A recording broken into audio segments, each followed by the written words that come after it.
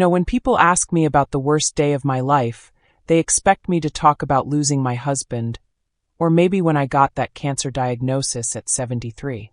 But the truth is, the worst day of my life was supposed to be the best one. June 15th, 1978. My wedding day.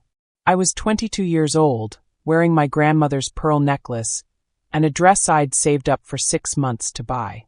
I felt like a princess. I felt safe. I felt loved. And then my Uncle Richard, the man who taught me to ride a bike, who walked me down the aisle because my father had passed, the man I called my second daddy, handed me a glass of champagne in the church basement while I was fixing my makeup. He said he wanted to toast his favorite niece before the ceremony.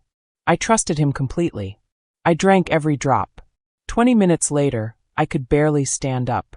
30 minutes later, he had locked us in the storage room.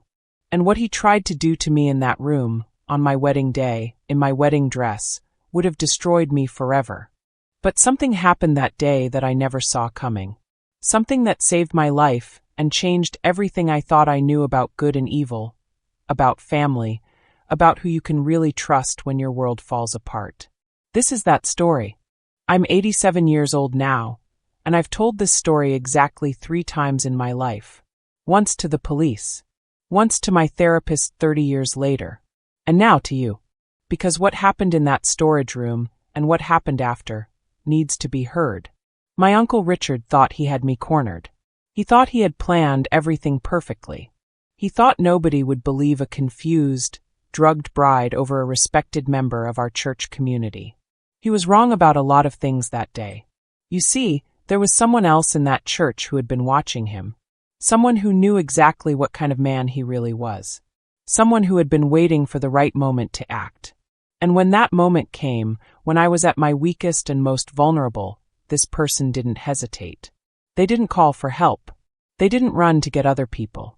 They took matters into their own hands in a way that still gives me chills 45 years later. I want you to hear this story because it taught me that sometimes the people who hurt us most are the ones we love most. And sometimes the people who save us are the ones we never even noticed were there. Before I continue, comment, let me know where you're watching from, and don't forget to subscribe to my channel. My name is Dorothy Mae Henderson, and in June of 1978, I was Dorothy Mae Collins, about to become Dorothy Mae Williams. 22 years old, working at the local diner, living in a little apartment above Mabel's Bakery in Millbrook, Tennessee. Population 853, where everybody knew everybody, and secrets were harder to keep than money. I met Tommy Williams when I was 16. He was the quarterback. I was the girl who helped my mama clean the church on Saturdays. He asked me to the spring dance, and from that moment on, we were inseparable. By graduation, we knew we'd get married. By 21, we were engaged. By 22, we were standing at the altar of Millbrook Baptist Church, ready to start our life together. The thing about small towns is that your family isn't just your blood relatives. It's whoever raised you, whoever was there when times got tough. My daddy died when I was 8 years old. Heart attack while he was working on Mrs. Patterson's fence. After that, my Uncle Richard stepped right in. Richard Collins, my daddy's younger brother. He helped Mama with the bills, taught me to drive his old Buick, walked me to my first day of high school when I was too nervous to go alone. When Mama remarried when I was 17, Uncle Richard was still there. Still checking on me, still making sure I was okay. He was 45 years old in 1978. Never married, which people talked about sometimes, but he always said he was too busy taking care of everybody else to worry about himself. He worked at the lumber mill, had strong hands and a laugh that could fill up a whole room. Every Sunday after church, he'd come by for dinner.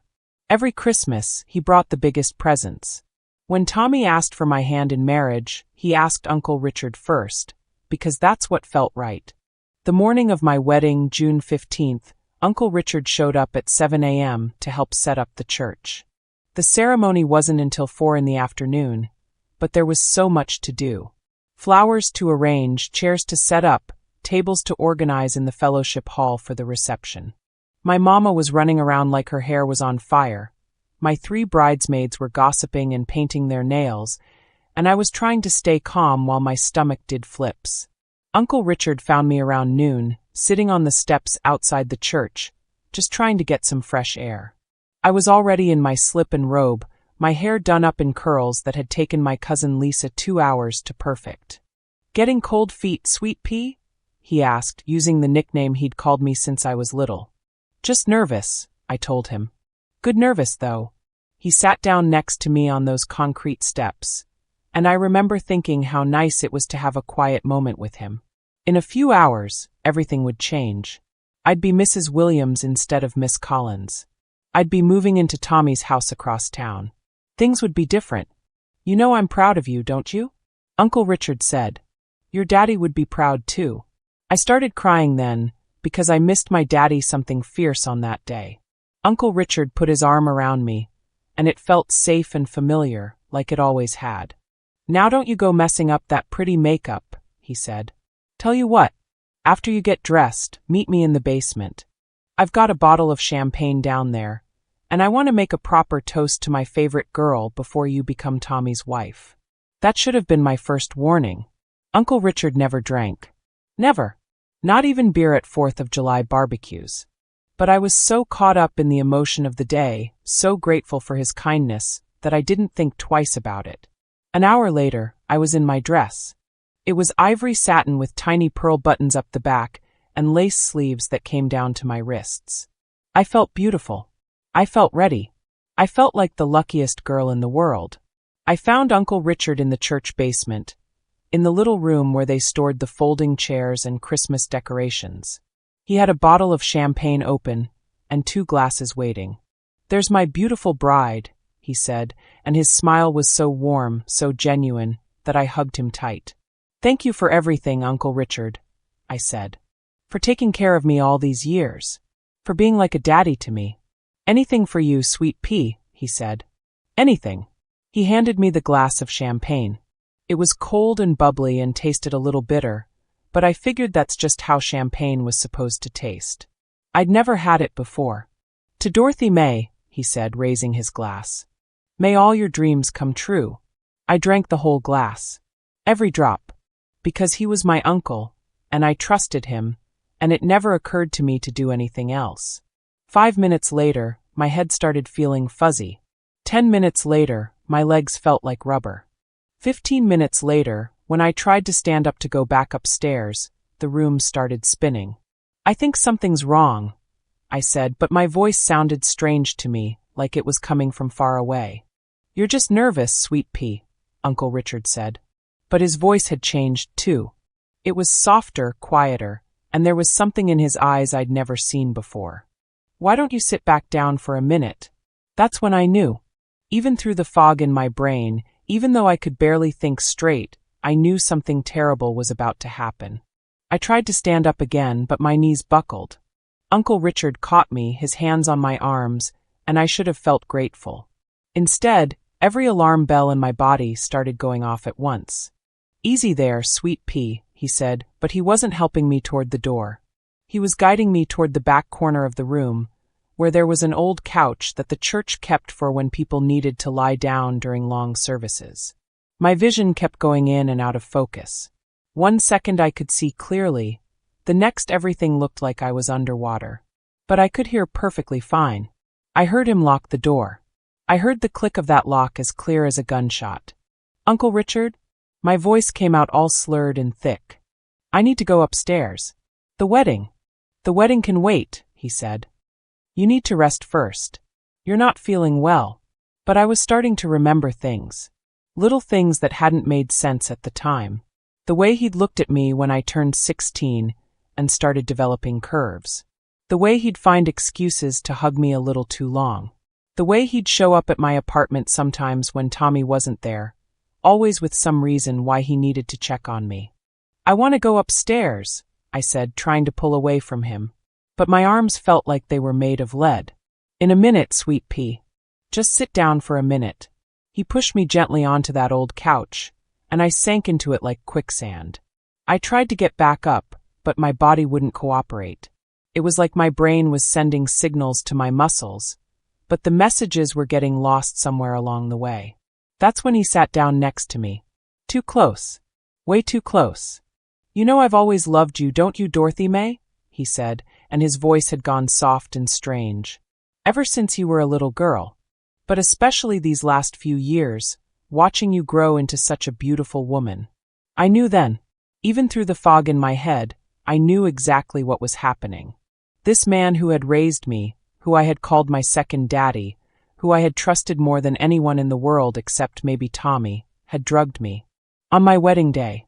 In the basement of our church. Uncle Richard, please, I whispered. Please don't. Shoo, he said, and he put his hand on my face, stroking my cheek like I was a child. It's okay, sweet pea. It's going to be okay. But it wasn't okay. Nothing about this was okay. His other hand was on my leg now, moving up under my dress, and I tried to push him away, but I had no strength left. Nobody has to know, he whispered in my ear. It can be our secret. Just like when you were little, and I used to give you candy before dinner, and told you not to tell your mama. I wanted to scream. I wanted to fight. I wanted to run upstairs and tell everybody what was happening. But I couldn't do any of those things. All I could do was lie there and feel his hands on me and listen to him say things that made my skin crawl. I've waited so long for this, he said. Waited for you to grow up. Waited for the right moment. And now here we are on your special day. He was pulling at my dress now, trying to push up the skirt, trying to get to my undergarments. I kept trying to say no, kept trying to push him away, but nothing was working right. My body had betrayed me just like he had. You're so beautiful, Dorothy May, he kept saying. So perfect. I'm going to take such good care of you. I could hear music starting upstairs. The wedding march. People were gathering in the sanctuary, waiting for me to walk down the aisle. Tommy was up there in his rented tuxedo, probably wondering where I was. My mama was probably looking for me, worried about why I was taking so long. And I was down here, trapped on this couch, watching the man I had loved like a father try to destroy everything good in my life. Uncle Richard, please. I tried one more time. Please stop. I love you, but not like this. Please. You'll understand when you're older, he said, like I was still 8 years old, and he was explaining why I couldn't have ice cream for breakfast. This is what love is, sweet pea. Real love. He had my dress pushed up around my waist now, and I could feel him working at his belt. I closed my eyes and tried to pray, but I couldn't remember the words to any prayers. All I could think was that this was how my story was going to end. Not with a wedding and a happy marriage and children and grandchildren. But here, on this musty old couch, with my dress torn and my trust shattered and my uncle taking away everything I had saved for my husband. That's when I heard footsteps in the hallway outside. Heavy footsteps. Deliberate footsteps. Coming straight toward the locked door. Those footsteps stopped right outside the door. Then came 3 sharp knocks. Richard Collins, you open this door right now. It was Mrs. Evangeline Booker.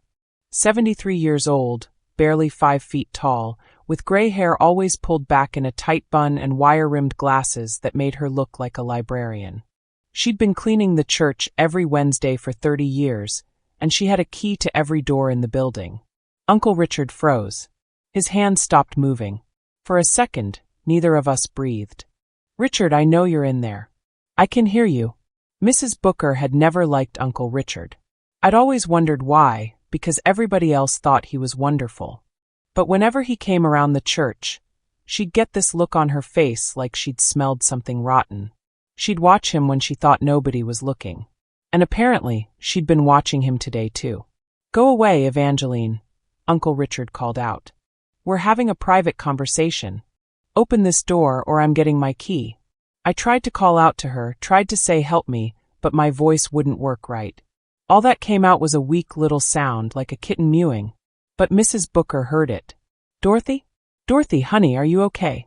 The next thing I knew, I heard that key turning in the lock. The door flew open, and there stood Mrs. Booker, still in her church dress but with an apron over it because she'd been arranging flowers in the sanctuary. She took one look at the scene, one look at me on that couch with my dress all twisted up and my eyes glazed over. One look at Uncle Richard with his belt undone and guilt written all over his face, and her expression turned to pure steel. Get away from her, she said.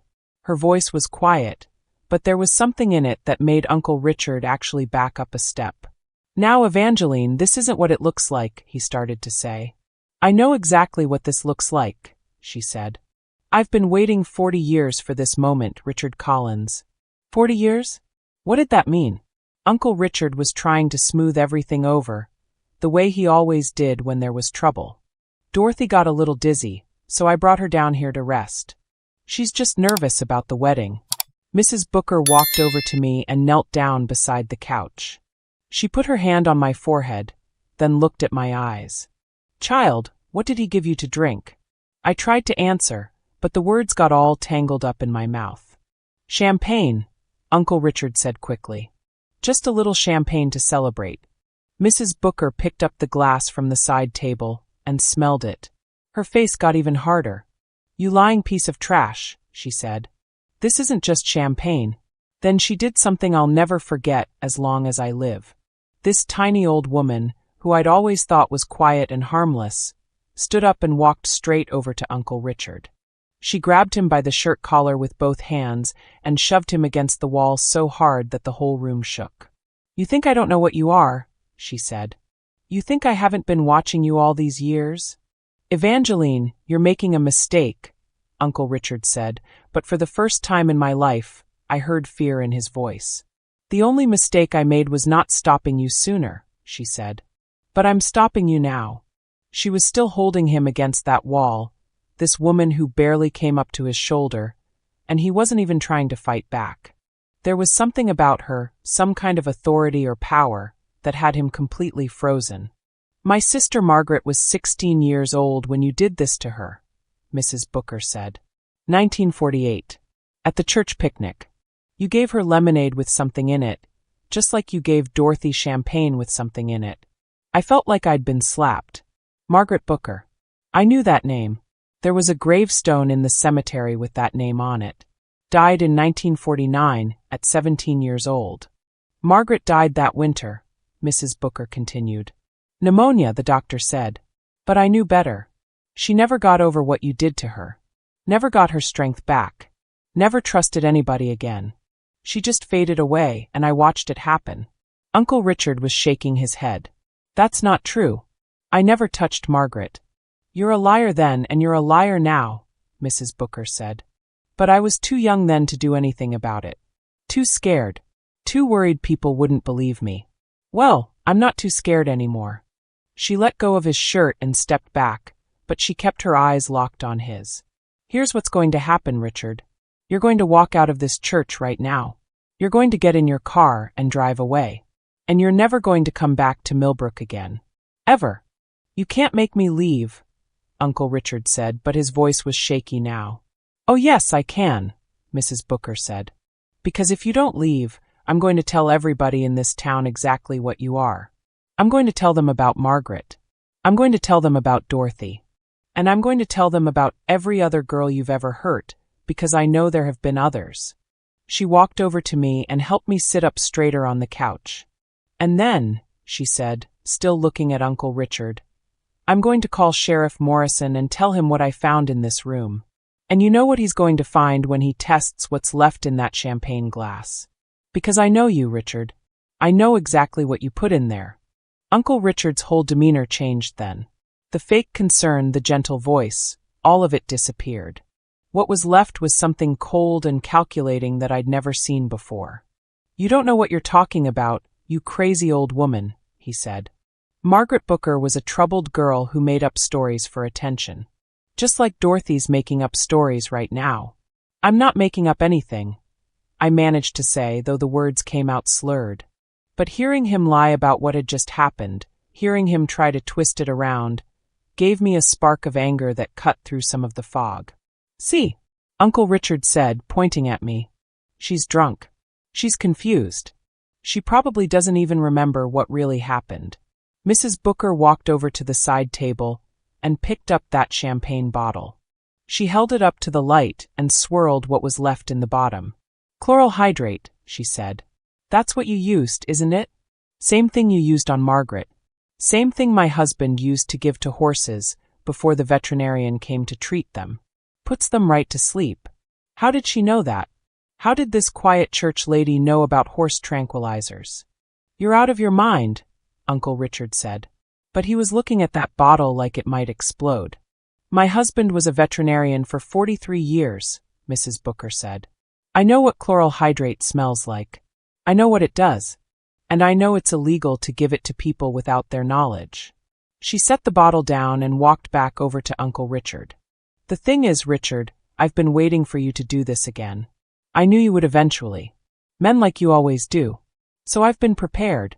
She reached into her apron pocket and pulled out a small camera. One of those instant cameras that was popular back then. I took pictures when I first opened that door, she said. Pictures of Dorothy on that couch, pictures of you with your belt undone, pictures of this whole scene. And then I took pictures of the champagne bottle and the glasses.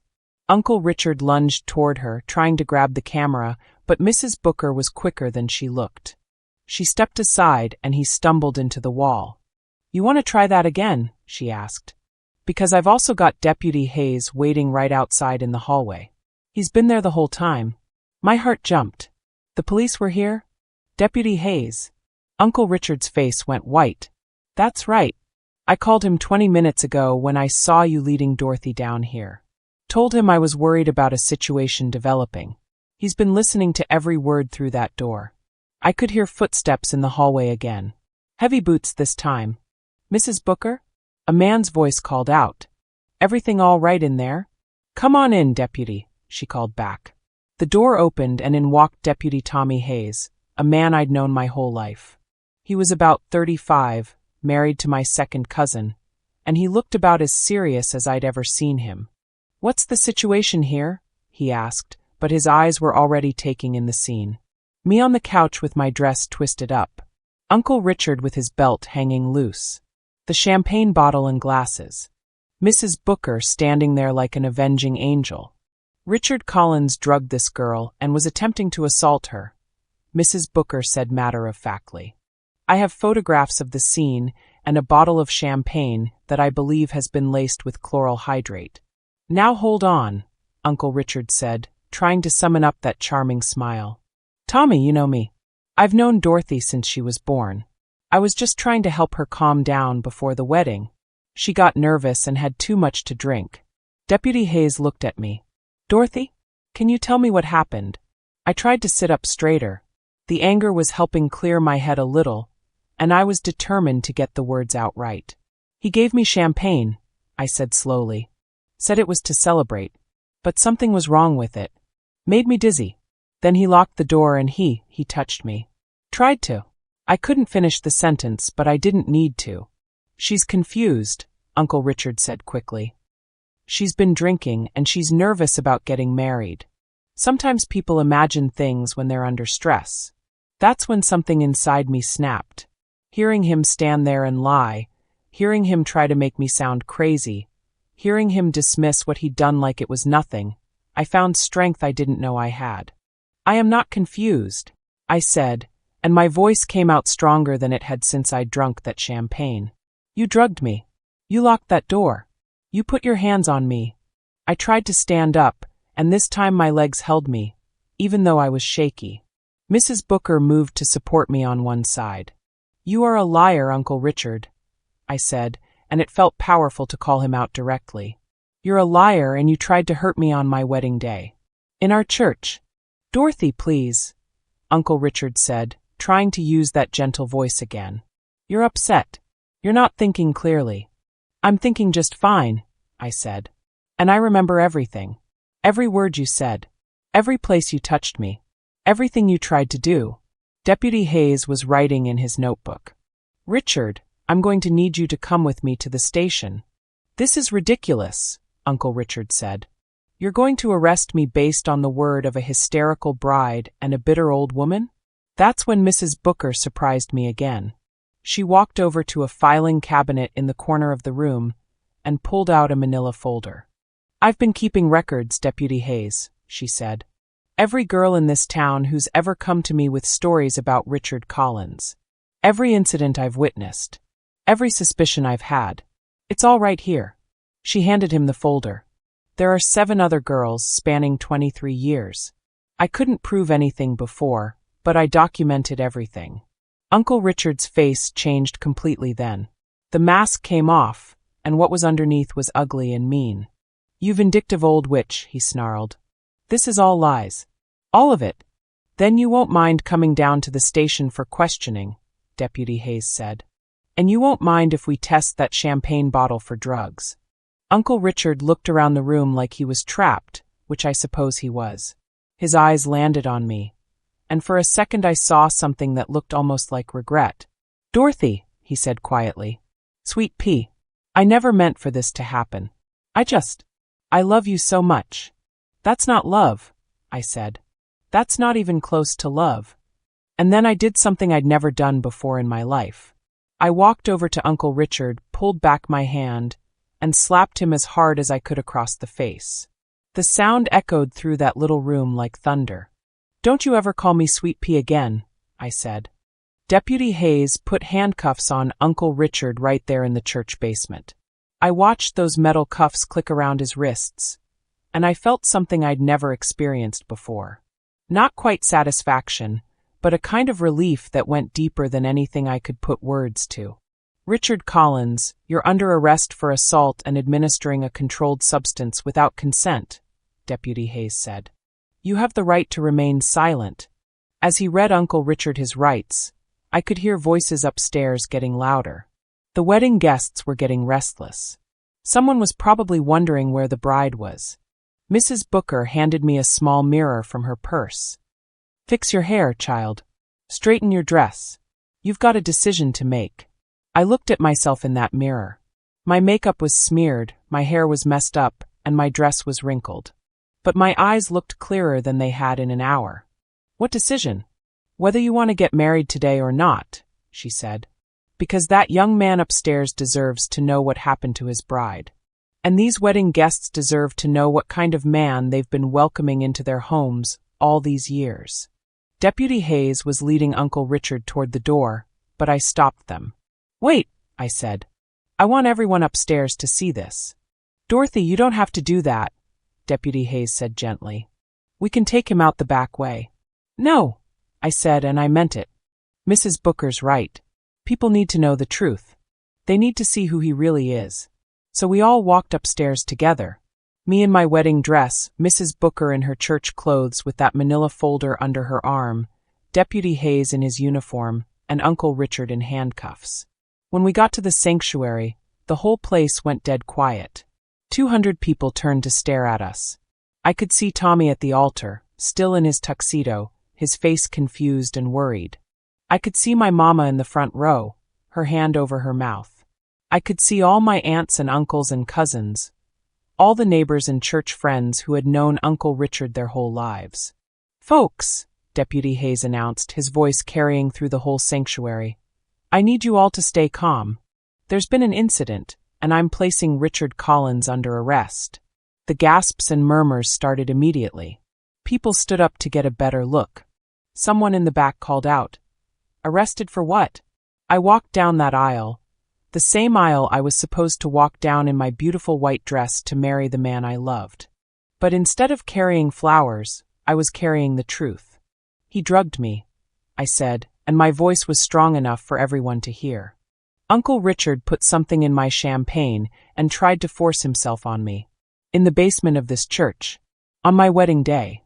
The silence that followed was the heaviest thing I'd ever felt. Then my mama started crying. Then my cousin Lisa started crying. Then Mrs. Patterson, who had known Uncle Richard since he was a boy, stood up and pointed at him.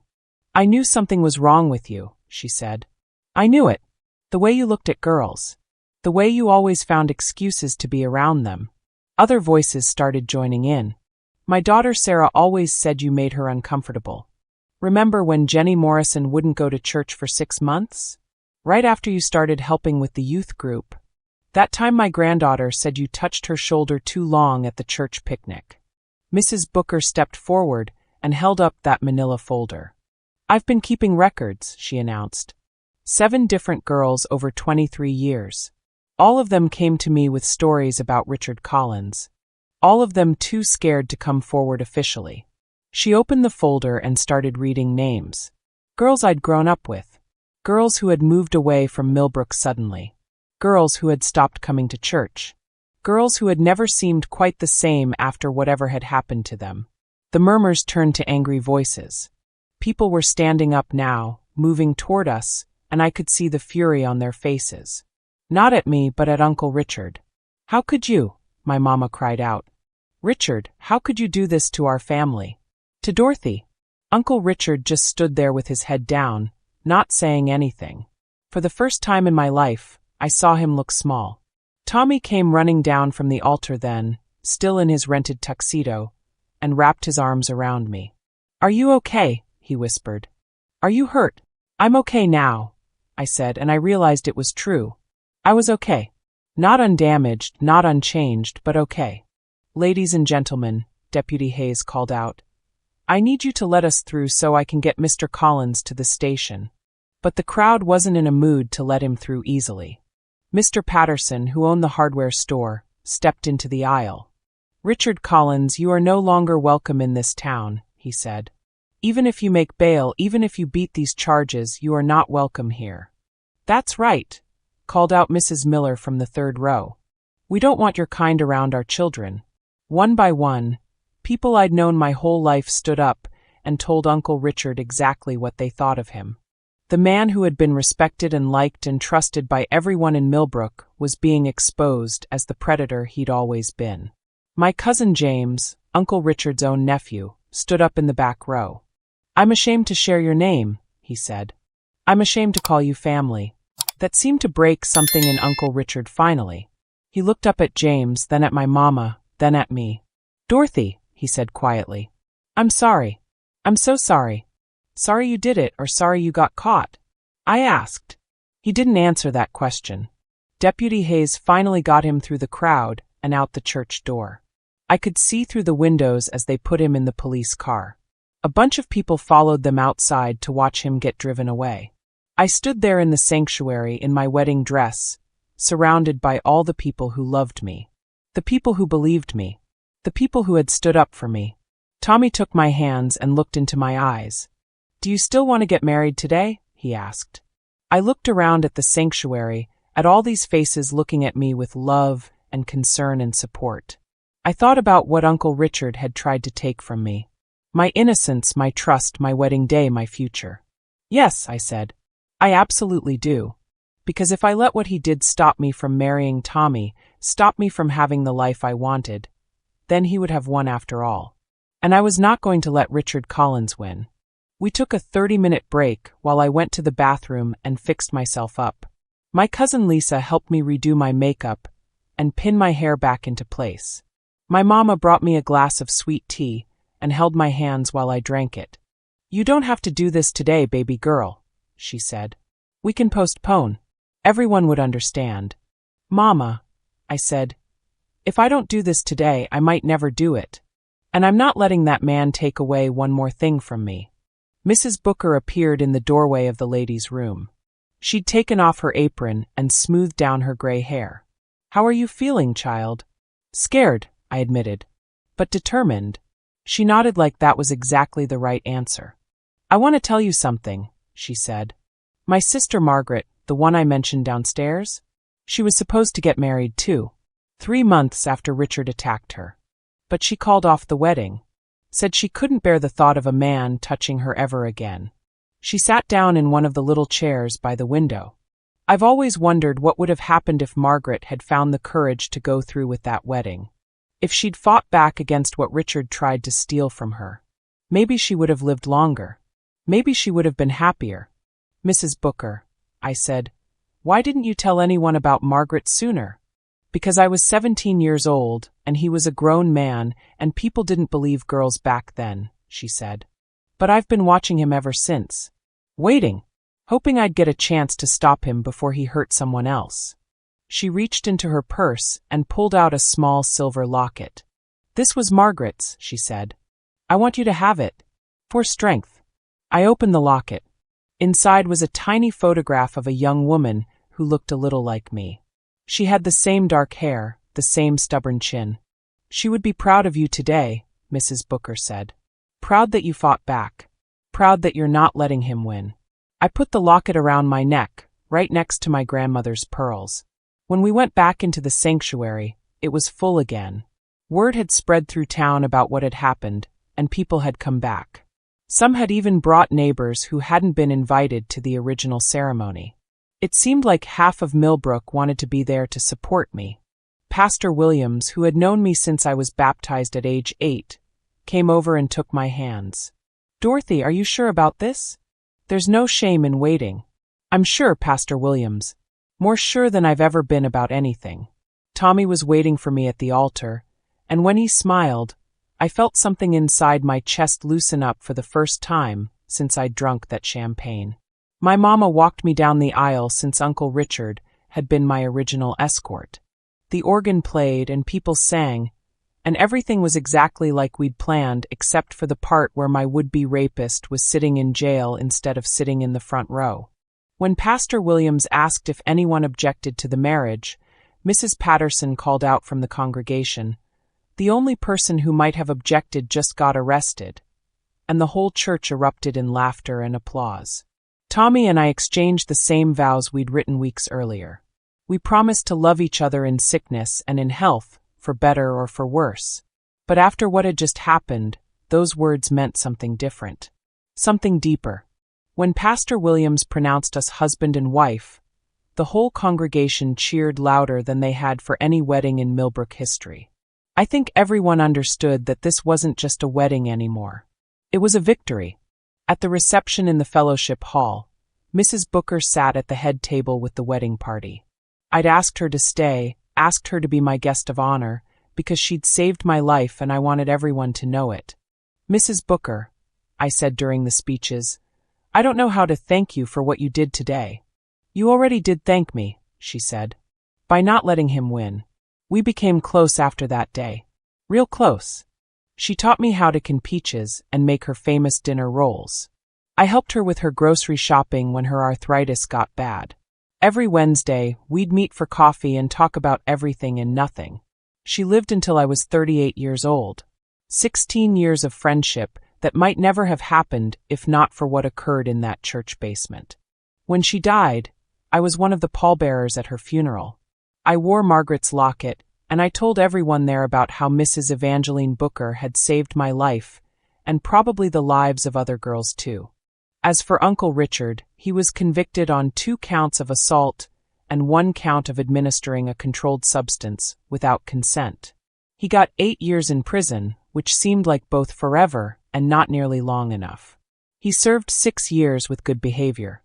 When he got out, he moved to another state. We heard through family that he'd gotten sick, then sicker, then died alone in a VA hospital in 1992. Nobody from our family went to his funeral.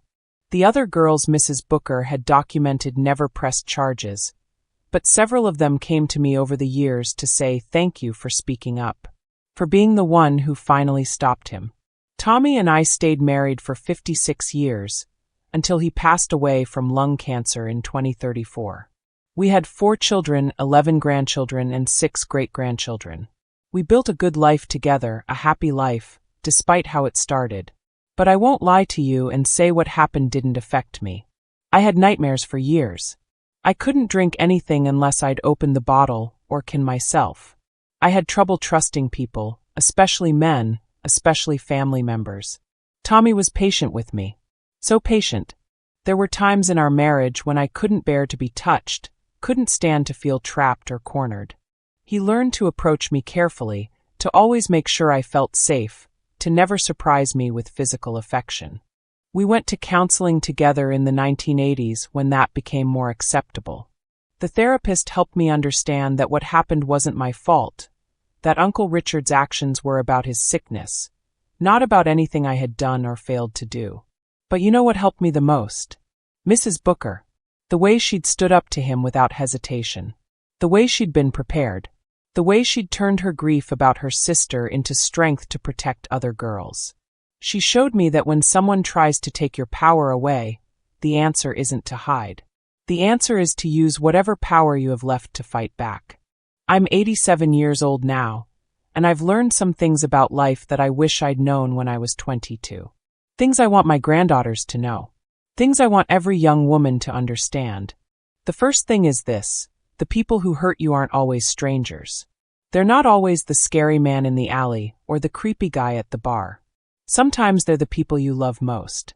Sometimes they're the people your whole family trusts. Sometimes they're the ones who taught you to ride a bike and helped you with your homework and gave you birthday presents. Uncle Richard wasn't evil because he was a stranger. He was evil because he was family, and he used that trust as a weapon against me and against other girls in our town. But here's the second thing I learned. The people who save you aren't always the ones you'd expect either. I thought if something bad ever happened to me, my mama would save me, or Tommy would save me, or maybe my daddy would somehow come back from the dead and save me. I never thought it would be Mrs. Evangeline Booker, a 73-year-old church lady who cleaned the sanctuary every Wednesday and made the best cornbread in Tennessee. But Mrs. Booker had been watching. She'd been paying attention. She'd been preparing for 40 years to stop Uncle Richard from hurting another girl, and when the moment came, she didn't hesitate. She taught me that heroism doesn't always look like what you think it's going to look like. Sometimes it looks like a tiny old woman with a camera and a manila folder full of evidence, willing to confront a man twice her size because it's the right thing to do. The third thing I learned is that your voice has power, even when you think it doesn't. Especially when you think it doesn't. When I was lying on that couch in the church basement, unable to fight back physically, I thought I was powerless. But I wasn't. My voice, slurred as it was, helped Mrs. Booker understand what was happening. My testimony helped Deputy Hayes arrest Uncle Richard. My decision to speak up in front of the whole congregation helped other people realize they weren't alone in their suspicions about him. I could have stayed quiet. I could have let Deputy Hayes take Uncle Richard out the back door of the church. I could have pretended it never happened and tried to move on with my life. But I didn't. And because I didn't, other girls were protected. Because I didn't, Uncle Richard faced consequences for what he'd done. Because I didn't, Margaret Booker finally got some justice, even though she'd been dead for 30 years. Your voice matters. Even when it shakes. Even when people don't want to hear what you have to say. Even when it's easier to stay quiet. The fourth thing I learned is that healing doesn't mean forgetting. It doesn't mean pretending bad things didn't happen. It doesn't mean forgiving people who don't deserve forgiveness. I never forgave Uncle Richard. Not when he went to prison, not when he got sick, not when he died. Some people told me I should, that forgiveness would help me heal, but I disagree. What helped me heal was accepting that what happened to me wasn't my fault, building a life I was proud of, and making sure other people knew they could speak up when someone hurt them. Forgiveness is a gift you give to people who deserve it. Uncle Richard didn't deserve it. But I did learn to trust again, slowly and carefully. I learned that Tommy was nothing like Uncle Richard, that my sons were nothing like Uncle Richard, that most of the men in my life were good and decent and safe. I learned to tell the difference between the Uncle Richards of the world and the Tommy Williamses of the world. Between the people who use their power to hurt others and the people who use their power to protect others. Mrs. Booker lived to be 89 years old. Right up until the end, she kept that manila folder in her bedroom dresser, even though Uncle Richard was long dead. She said it reminded her that somebody was always watching, somebody was always keeping track, somebody would always stand up for the girls who couldn't stand up for themselves. When she died, she left me that folder. All those records, all those names, all that evidence she'd collected over the years. I've kept it in my own dresser ever since, and when I die, I'm leaving it to my oldest granddaughter. Not because I think she'll ever need it, but because I want her to understand that protection doesn't always come from the people you expect. That justice sometimes takes decades to arrive. That women have always looked out for each other, even when the world told them not to. I want her to know that she has the power to be someone else's Mrs. Booker if the moment ever comes. That she can be the one who pays attention, who keeps records, who speaks up, who saves the day. And I want her to know that no matter what happens to her in life, her voice has power. Her testimony matters. Her truth can change everything. That's why I'm telling you this story today. Not because I enjoy talking about the worst day of my life, but because somebody out there needs to hear it. Somebody needs to know that they're not alone, that what happened to them wasn't their fault, that they have the power to fight back. Somebody needs to know that heroes come in all shapes and sizes, and sometimes they're 73 years old with gray hair and wire-rimmed glasses and a heart full of righteous anger. And somebody needs to know that your wedding day doesn't have to be ruined just because somebody tried to ruin it. That your life doesn't have to be destroyed just because somebody tried to destroy it. That you can walk down that aisle anyway, shaky but whole, ready to build something beautiful despite everything ugly that's happened. I did. And if I could do it, so can you. I'm so grateful you've listened to my story this far. It's not always easy revisiting these memories, but knowing that sharing them might help someone else find their way makes it completely worthwhile. I truly hope that what I've shared today isn't just a sad tale, but also a source of motivation. It's a reminder that no matter how difficult life becomes, there's always light at the end of the road. Always remember that strength lies within you, and hope is a flame that should never be put out. To help us keep spreading these meaningful stories, please support the Grandparents Archives channel by subscribing, liking this video, and sharing it with your loved ones. I want to sincerely thank the founder of Grandparents Archives for giving me this opportunity to share my experience. Stay tuned for more touching stories on Grandparents Archives, and thank you all. With love, Grandma Dorothy.